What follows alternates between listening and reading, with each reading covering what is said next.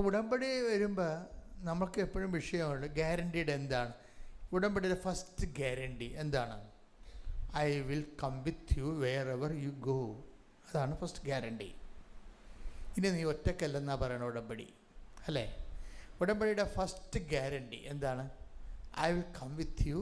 നീ എന്നോട് ഉടമ്പടിയാണ്. ഇനി എന്താണ്? ഇനി എൻ്റെ ദൈവത്തിൻ്റെ I will come with you wherever you go.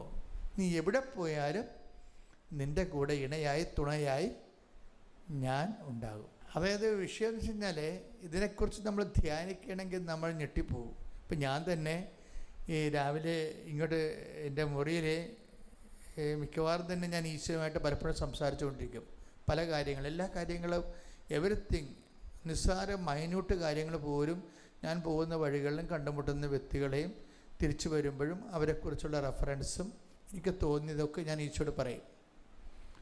അപ്പോൾ അത് എന്തായാലും ഒരു ഇൻട്രാക്ഷനാണത്. നമ്മൾ ദൈവമായിട്ട് ഒരു ഉടമ്പടി ജീവിതമാണ്. അപ്പം നമ്മുടെ മുറികളിലെല്ലാം ഈശോ ഉണ്ടാവും, എപ്പോഴും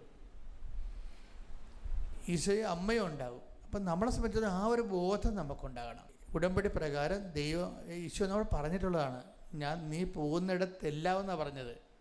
മനസ്സിലായില്ലേ? നീ പോകുന്നിടത്തെല്ലാം ഭയങ്കര വാക്കാണതേ. നീ പോകുന്നിടത്തെല്ലാം എവിടെ പോയാലും ഞാൻ നിൻ്റെ കൂടെ ഉണ്ടാകും. അങ്ങനെ ആർക്കും ഗ്യാരണ്ടി ചെയ്യാം? നമ്മുടെ മക്കളോ ഭർത്താവോ ഭാര്യയോ, നോബഡി ക്യാൻ ഗ്യാരണ്ടി. ദൈവത്തിന് മാത്രമേ അങ്ങനെ ഗ്യാരണ്ടി ചെയ്യാൻ പറ്റത്തുള്ളൂ. വെള്ളത്തിനടിയിൽ പോയാലും അവിടെ ഉണ്ടാകും ദൈവം. അത് നമ്മുടെ ഉടമ്പടിയിലൂടെ, ഉടമ്പടി ചെയ്ത് കഴിയുമ്പോൾ തന്നെ നമുക്കൊരു ബോധം ഉണ്ടാകണം, ഇനി ഞാൻ ഒറ്റക്കല്ല, കർത്താവ് എൻ്റെ കൂടെയുണ്ട്. ഈശോ എപ്പോഴും അപ്പോസ്തലന്മാരോട് പറയുന്ന വാക്കാണ്, എന്താണ്? Fear not. ഈശോ പറഞ്ഞത് തന്നെയല്ല, അമ്മയുടെ ആദ്യം വന്ന് മാലാഖ പറഞ്ഞത് എന്താണ്? ഫിയർ നോട്ട്, മറിയമേ ഭയപ്പെടേണ്ട, അല്ലേ? ഭയപ്പെടേണ്ട. ഉടമ്പടിയുടെ ആദ്യത്തെ വാക്കതാണ്.